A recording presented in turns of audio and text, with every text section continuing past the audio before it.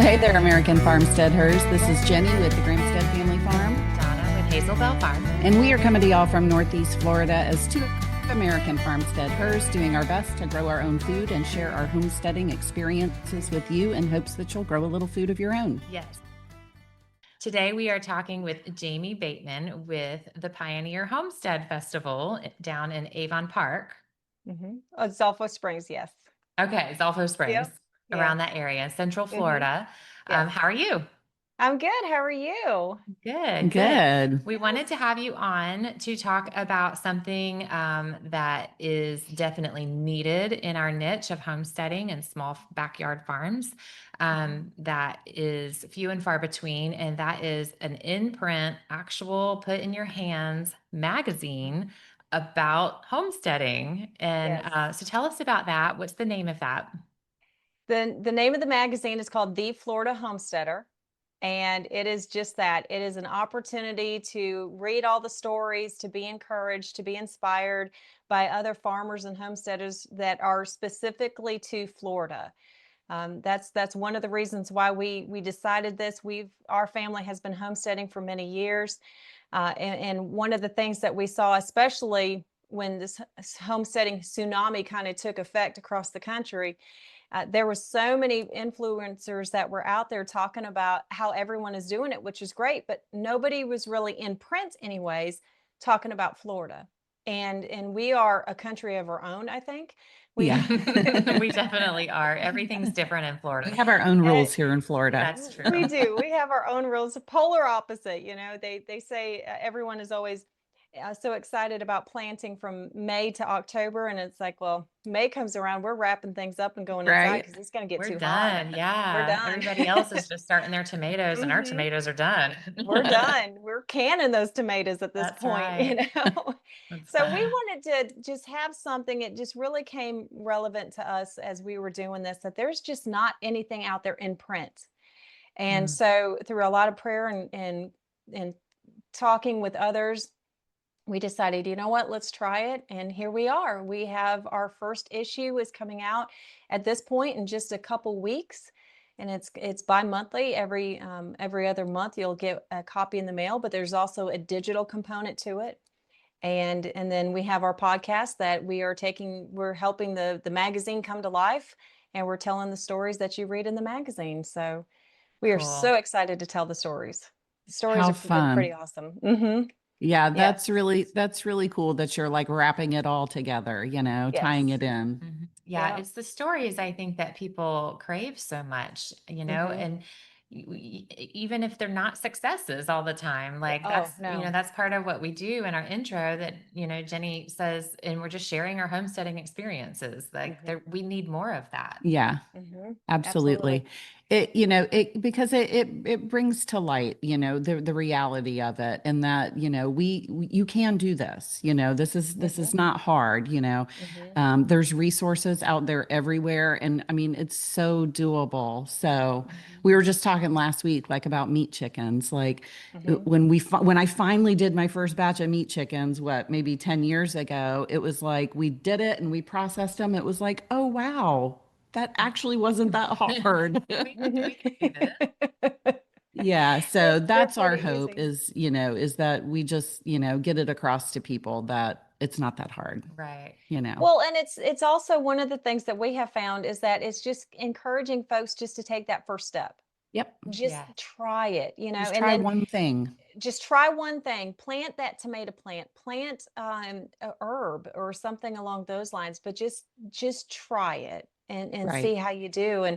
And we're a huge advocate that even for those, we tell folks all the time, it doesn't matter if you're in 200 square feet or 200 acres, everybody can homestead. Yep. Everyone can Mhm. do it. You don't have to have property. You don't have to have a cow. You don't have to have the meat chicken.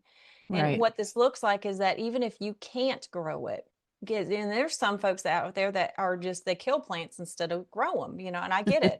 I think I'm still that kind of person. I'm I still trying. kill a lot of plants. I kill a lot.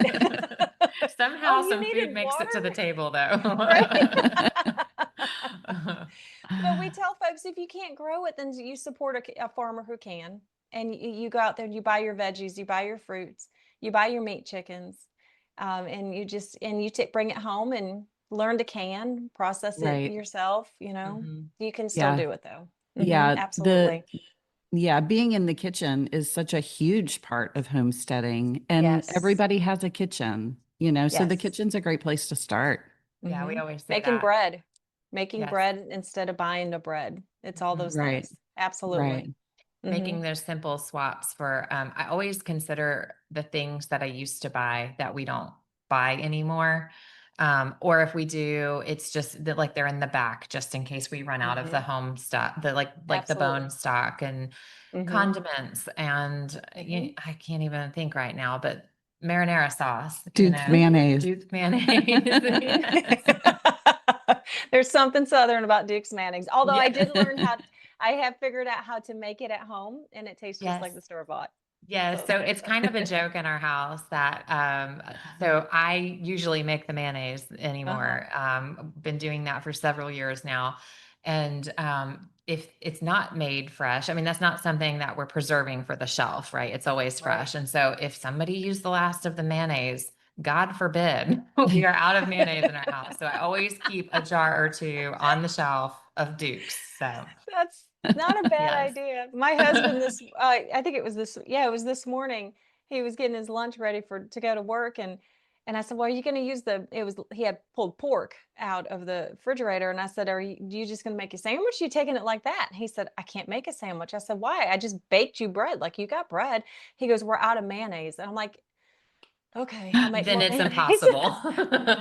I know. I can relate. Game over. That's how my people Done. are too. No lunch That for must him be a today. Southern thing too. You can't have a sandwich without mayonnaise. No, it's Yeah. got to be. It Yeah. has to be. And it has Yeah, to be a for certain sure. kind of mayonnaise. So tell us, how are you finding the farmers and the small homesteaders and that around the state for your magazine articles? That's been the fun part. It's got Yeah. to be word of mouth. Like when we came to your festival back in May, that was so fun. Y'all did such a great job putting that on. Oh, We met thanks. Thanks. so many people then, and it was just there that network kind of grew. hmm We started with the stories that we knew, but even some of them were like, we had no idea who these people were. It literally was us talking to somebody who was talking to somebody who was talking to somebody and said, "Oh my gosh, you got to talk to this person. You got to hear their story. You got to hear what they're doing." And Mhm. it has just grown from there to the point I think we've got we put out 5 stories every issue. That's just the farmer stories, and then we have a Kidstetter story, and then we have 2 recurring articles. One is on holistic husbandry, a retired vet, and then the other one is on herbal care and what you can grow in your garden to do your own herbal medicine. And we have enough stories now all the way through, I think, until July of next year. Wow. That It's is just fantastic. story after they're just people are like, "Oh, you got to talk to this person." And so it's that word Yeah. of mouth. And Yeah. we love telling the stories. I love just hearing people talk. I It's bet. so I fun. bet. I bet that you get a lot of like family history stuff in those Mm, stories. That's my favorite to mhm, hear Mhm. how somebody so and so owned this land and mhm, or didn't, but they there's another local dairy and they aren't from here and so like they just bought land, but his great grandfather was like the biggest dairy farmer in another state at one time. And so they're kind of mhm, bringing it back and resetting here. And so mhm, those family history stories that come with mhm. homesteading, I think is so cool because it really reconnects us back to those old ways. And that's what a lot of people are Yes. looking for. Yeah. So, It's that simple living concept that folks are thriving for, I think. mm, Uh-huh. But that you've really hit it that the pioneer stories are probably my favorite. Just to hear how the history of Florida was and what yeah. folks did back in the day. Um, that's been the cool part is just resonating with it. And when you get a gentleman who's in his 80s and he just starts talking to you about what he used to do, what his granddaddy used to do, their face just lights up. And Uh-huh. that right there, that's where you just want to sit back with a glass of iced tea and just say, just keep talking. Just keep telling me. Yes. Oh, I 'Cause can't wait. I can't yeah, wait. That's so it's cool. fun. I love it. hmm Mm-hmm. It is very cool. So fun. That's neat. That is neat. I Mhm. was talking to a lady that lives down the road from me. She's in her 80s, and Mhm. she was telling me because the road that we live on, it's just like really like hilly and it's like a little curvy and there's kind of no rhyme or reason to it. And she was telling me that she's lived down here since before the road was paved. And when they originally started making that road, they just followed the original path that the cows walked. Oh, And so that's why the road just kind of meanders, kind of just back and forth because the cows were just strolling through. And she's like, that's how they made the road. wow. That is That's cool. that's neat. I love That stories is like very I that. know. I thought neat. that's really neat. It puts Mhm. my road into perspective for me, you know? Yeah, I think that local connection too is Hmm. cool. Mhm. Yep. Mhm. I love that. Mhm. Mhm. And different people, and like you mentioned, the local connection. There's so many different stories and different regions of Florida that it really, that book, what is it? The land remembered? The Land Remembered. Yes. Yeah, and it just really kind of, when you start talking to these old timers and you start visualizing what that was, and Yeah. it brings that book to life. It So, it really does. Yeah. mhm, And that's what I think of when I think of your area of the state mhm, down in South Central Florida. I know mhm. you guys probably call it Central Florida. To us, it's Yeah. South. Yeah. Yeah. South is Miami. I know Florida's so diverse. So, Right. as far as the regions go and growing Mhm, seasons and all of that, but that's what I think of when I think of your area is mhm. a land remembered for sure, and It cracker is. cattle, and I Mhm, imagine cattle drives across the state, and during hurricane season, and like mhm, how did people survive then? And then not only mhm, survive, but hung on to a little plot of land and passed it mhm, down and passed the mhm, skills down, because that's something that just seems lost anymore. mhm. I was talking to the current president of the Cracker Cattle Association, and he was telling me just some of the stories. In fact, they're going to be in an upcoming issue, and I'm excited about that. But to see the Cracker Trail come to life, and we are so fortunate because the way the path goes, it literally comes through our town. Yeah. And every February, our neighbor has a lot more pasture than we do, but the all of the cracker guys, they and the cowboys, they come out and they will bunk. They pop up their tents and they bunk in his property, which is butts up to the back end of ours. Oh, And cool. so when the cracker cattle and the cowboys are out there, we sit on our back porch at night and we listen to them cracking the whips and yeehawing and all this stuff. But by 9 o'clock, they're gone to bed because it's late for them. It's going to be an early morning coming. It's an early Keep morning, and they do. going. That early morning comes up and the sun's up, you hear them cracking and Uh-huh. yeehawing, and it's a huge mass line of of horses and things like that. You see the chuck wagon, and it's pretty Oh, cool. that It's is very cool cool. to That see. sounds Mhm. awesome. That Mhm. is neat. I like watching Mhm. people work cows on horseback. Mhm. The property that beside us that my cows are on now, before my cows were out there, a bigger cattle rancher had a pretty decent sized herd of cows out there. And that's what they would do. They would come over with their horses and work cows, and we homeschool. And like when that happened, no, we're going Homeschool. outside. We're going to go. And we would sit out there and watch like all Uh-huh. day. Mhm. Uh, It is, that's absolutely. cool. So can you give us any kind of sneak peek of other farms or homes around the state who are in that first edition? I can. We have Steve, our Coco came also. They are doing homesteading on what blows my mind. They Mm. have some trees, fruit trees on this No. acre. They have garden. They have chickens, meat chickens, lambs, dogs in there, turkey. They have uh, um, sheep or dairy sheep, and they have pigs, additional thing, and then they have their house. So And the house takes up about a third of the property. So that just, and they have bees, they have a whole food forest, and it's just crazy. They're just a few miles off of the Atlantic coast, and they have Mhm. been able to do all of this on that white sandy conditions that they have in cocoa. And Florida soil. so yeah, exactly. Right. That's Soil. it, Right. right? But how inspiring that they can do all of that on 1 acre. Hmm. Those are some of my Yeah. favorite stories too. That's Yeah, really just to see cool. what they're doing. And then we have another couple who actually came from Michigan. They had been living in Orlando and decided, nope, this is not the way they wanted to live. And they found some property, but they had to teach themselves how to do Florida climate Right. and that Florida soil, like you mentioned. Well, because back in And Michigan, we could grow beautiful mhm, tomatoes with no effort. mhm, right, exactly. Not so much here.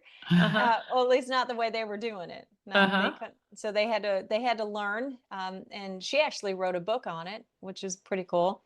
And then we have a few that are talking about gardens. We have another one that's doing A2 dairy Hmm. down in Arcadia.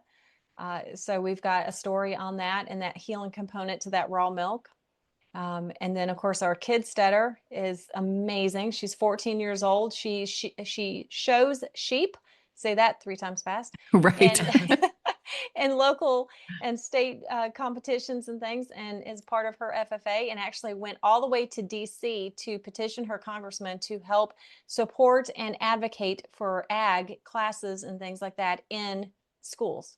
And she's Nice. 14 years old. Love it. So Fantastic. I love it. yeah, She so the sounds like she's kids, going to go far. Yeah. she's gonna go far. Yeah, I Yeah. can't wait for y'all to meet her. And she's got a podcast, or she's on the podcast also, so you get to see her and meet her that way too. But Very she is cool. such a sweetheart, so cute. Oh, And then of course our recurring articles as well. But sure. so Sure. yeah, That's exciting. mm-hmm, So your yeah. first issue comes out, remind us In again. just a couple weeks, Okay. it's going to start hitting mailboxes the end of October, 1st of November. If you have the digital component side of it, you'll see that November 1st. And it can all be accessed through our website. And the website, if you're not a subscriber, you'll be able to see a little bit of the glimpse of the first few pages, just to kind of give you a little teaser. And then after that's going to be like, haha, no, you got to subscribe. Right. So. Well, sure. You just Sign thought up. you got lucky. You got a commitment, man. So, is there a deadline to subscribe to be able to get that first issue? Mm-mm. No, you could still subscribe right now until I hit. We're putting the labels on the magazines ourselves, so Okay. you want Because to we talk haven't about yet, mama? Right. but we're Yeah, We gonna. haven't, but we yeah, both want to subscribe. So that was a yeah, good answer. Yeah. yeah, Great. absolutely. Yeah, Thank I you. mean, I think that'll be fun. It'll be something to look Hmm. forward to showing up in the Hmm. mailbox instead of all that junk mail, you know? Oh my gosh, So yeah.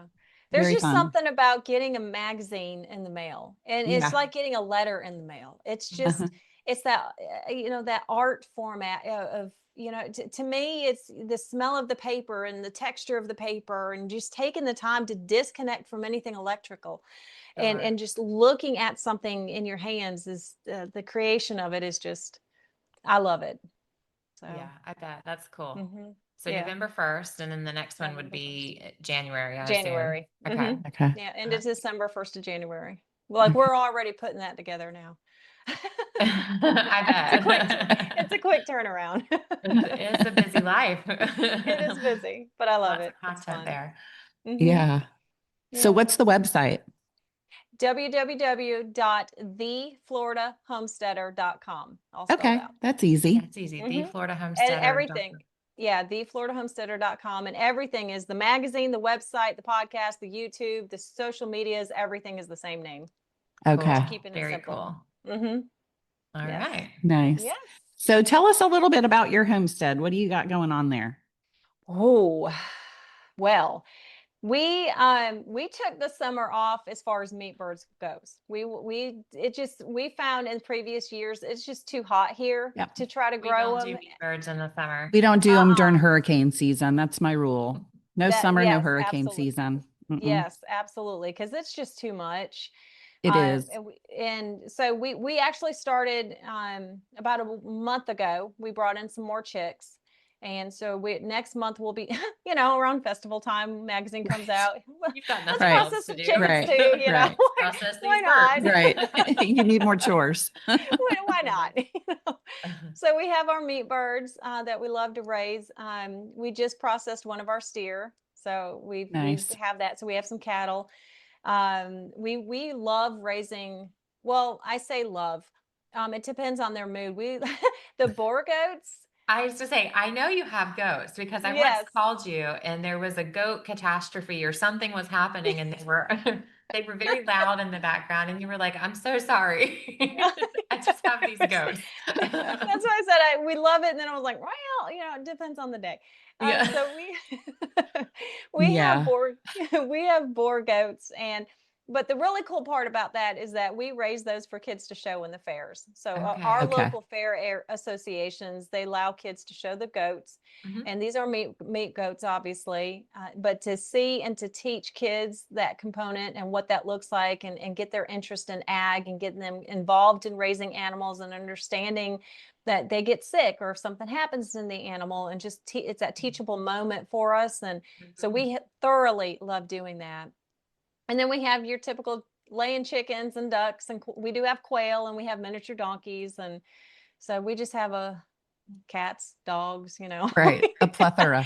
Oh, we have it all, but we What a did just variety. start our fall garden, and we're Yep. really excited about that. So we've got a combination of we did more raised beds this year than Mhm. we Hmm. have in the past, and Mhm. we've got some things like our sweet potatoes and things like that. We've got those in the ground, Mhm. but most of everything else we're doing in raised beds, or those green stalk column Yep. beds. We've got some of those, and everything is just coming up beautifully, and it's so exciting. So This cooler weather is so nice, isn't it? it It's the is. best time to garden in Florida. Yeah. It is. You're not having to get out there in that heat.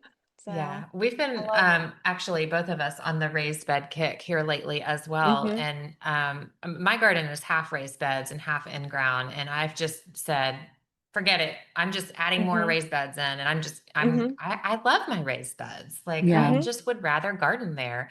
Yeah. And so even if I'm gonna do sweet potatoes or I don't know, like some melon things, I might probably leave out and like the end of it Yeah. is gonna remain my fruit trees and stuff. So I'll run Hmm. vining things under the fruit trees. But Hmm. I don't know. I just think I'm just going to plant as much as I can and raise beds Hmm. and let that be that. And then Jenny's just started Yeah, some raised beds. I just transitioned, and I mean I'll still garden in my big in-ground garden. I will, but it got so insane over the summer. I joke it's like that movie Feed Me Seymour, like the plant that like takes over and like eats people is about how my in-ground garden makes me feel right now. So I was not even going to try to get it under control and clean it up. I was like, you know what? I'm just going to start a new garden. Yeah. I mean, I've been Yeah. gardening in the same spot for 10 years. And I mean, I'm like, yep, just time for a change. Time for So Hmm. change. it was further away from my house, my big garden, and so my new garden is right off my back porch. It's all Nice. raised beds. It's got a nice fence around it. So I'm Hmm. digging the raised beds. Yeah. Yeah. It's pretty cool. When we first started ours out this season, so we've done this a few times and we know better, but we didn't get our we didn't get our Right. fencing up right away. And so every day I kept going out, oh yay, everything's growing, it's beautiful. And then the next day I go out and the dang deer got all of my green beans and Oh, everything. I was like, "Grr, where's the deer stand? We're putting venison in the refrigerator because that dang deer they ate whatever my it green takes. beans." We have a fence now, but Yeah, but my it's just sheep demolished my first round of green beans. They were looking oh. so good, and them sheep came through there. I was like, dang it. Mm. But I mean, my fault. Like I didn't have the Yeah, fence up. So yeah, it's yeah. all sheep proof now. So Mhm. Mhm. Hey, how are y'all doing with your dirt? Like, do you get for your raised beds, are you bringing in dirt that you have, or what is that To get what started, does it look yes. like in Jacksonville? I did. I Yeah. mean, it's white sugar sand like everywhere It else, is? Yeah. Okay. honestly. It is. Yeah. It took me a long time in my in-ground garden to get the soil where it's good. And Mm-hmm. I actually even entertained the idea of moving some soil, but I'm like, no, that's insane. I'm not going to do I that. Mm-hmm. So, would. Yeah. so no, we have a pretty good nursery where you can buy in bulk. And I mean, they Okay. just delivered it by the truckload. So Nice. that I'm made it very lucky. easy. Even the in-ground half of my garden, we've been there for 4.5 years now. This is our fourth gardening season there or year there. And I mean, that we're on a sand mountain, I always say, and that sand, it Mm-hmm. just eats and eats. Like everything It just does. disappears there. Mm-hmm. And so even the good soil that I have purchased or compost that I've made and put down, it's just gone. And Mm-hmm. so, but the raised beds do better. I don't know why that is. I really don't, Yeah. Yeah. but they do. Yeah, I feel like I'm having to fertilize more with these raised beds. And I mean, Are you? it's probably because my in-ground garden was no-till for so long and it Yeah. just good soil. It was just established. Yeah, Yeah. yeah. So I think my soil's going to take some time to get there, but Mm-hmm. I'll just stay on top of the fertilizer. And then after Mm-hmm. and beyond that, I add in layers of Mm-hmm. whatever, Right, Mm-hmm. whatever I can Mm-hmm. find. right. For about the last year, it's been I have a mower, a push mower with a bag on Mm-hmm. it just for collecting leaves. And so Mm-hmm. we're on an oak hill and we have a lot of live oaks. And so I'll go out in the fields where the live oaks are and collect leaves. And that's been really good as far as like they break down faster than say Mm-hmm. like wood chips. Mm-hmm. And so it's been good for adding stuff, but it doesn't necessarily hold moisture in. Right. But this year, I started helping a good friend of mine who has goats clean out her kidding pen. And so I'm Mm-hmm. taking all that goat bedding, and Mm-hmm. that has been great. So finally, I have like worms coming in and the Mm-hmm. soil staying moist underneath. And like I said, I'll put anything in there that's organic. Mm-hmm. So like Yeah. I'm digging trenches and putting banana peels and coffee grounds in there, and Mm-hmm. I made a connection this year with a local mushroom farmer, and he brought me like a yard of spent mushroom medium. It's Mm-hmm. not mushroom compost, but it would be if I composted it down. But it's like sawdust, Mm-hmm. and it's like compacted together, and then they grow their mushrooms in it. And so Mm-hmm. he dumped that off, and that's been great to add. So it's adding that fungal life in. Mm-hmm. And so yeah, whatever I can throw in there, I'll throw in there. And try to build that soil up. We're trying something different because we've done the same thing. We've gone to our nursery, pulled in some black dirt that they had for us that we could use for the garden beds. But we're doing a little bit of combination of that, but also on part of our property we have muck. So we're adding a little bit of that muck in Hmm. there with this obviously the sand, but not the white sand, it's more of a gray sand. Hmm. And Right. we're all of the stalls, like our donkey stalls, our cows, our goats, even the chickens, we take the chicken when we clean out their house and we keep it off to the side and let it sit. But we pile all that together and we've been letting it sit up and for about 6 months and just turning it every once in a while with the tractor or whatever. And it has just that stuff just broke down and it made the best looking almost black dirt look. And I was Sure. like, "Oh, I'm so excited." So Right. this is our first year doing this and that's Nice. what we did. We had a bunch of well, Duke Energy came through and they took down a lot of our trees for the power lines preparing for the hurricane and I asked them, I said, "Can I have the wood chippings off of that?" They're off our trees, and they did. So Right. they dumped two huge truckloads of wood Mm, chips. And Nice. so we just took that and put that in our garden. Of course, that's going to break down. It's beautiful. It's not Yep. treated. yep. Yep. And we put our homemade dirt on it. And then every week we with our ducks, we've been cleaning out their little duck pool. And we Hmm. use the duck water as our fertilizer and putting it everywhere that we need. And so we're trying that aspect to see, okay, we're doing everything on the homestead concept, Yeah. Yeah, using what Closing we the have. loop. Trying Yeah. that. So absolutely. we'll let you know if they grow or not, but doesn't Because hurt to something try has it. to grow. Something has to Something's like got to that. grow. The weeds are going great right now, but That's awesome. I love that idea of using what you've got Using there. what you've got. Yes. Yep. That's Yep, the kind absolutely. of the mountain we like to preach on too, is Mm-hmm. use what you've got, and it Yeah. doesn't have to be complicated. And Mm-mm. there's a lot of figure it out ofness that happens Oh, with homestead absolutely. life, Mm-hmm. or Yeah.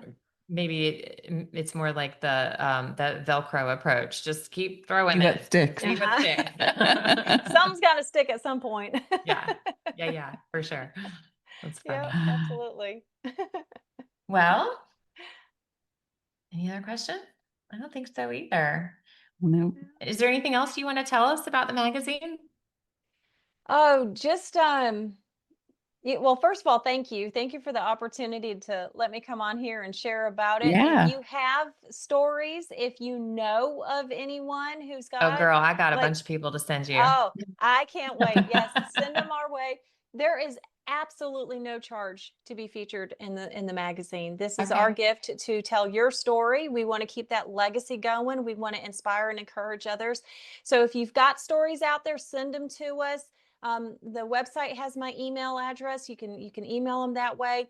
Recipes, I forgot to mention, we have some Oh, amazing Southern recipes. I was going to So ask. yes, there's a recipe section. You can't have a Florida Homesteading magazine without recipes. So if you have a favorite homestead recipe that it was passed down generation, or just something you created yourself, send that to us. We would love to feature that in the magazine as well. And then obviously, we can't make this happen without subscribers and also advertisers. So if you are a business that wants to support the idea of helping get these stories across the state, then call us up. We'll be happy to partner with you too. So Very but cool. just very yes, nice. yes.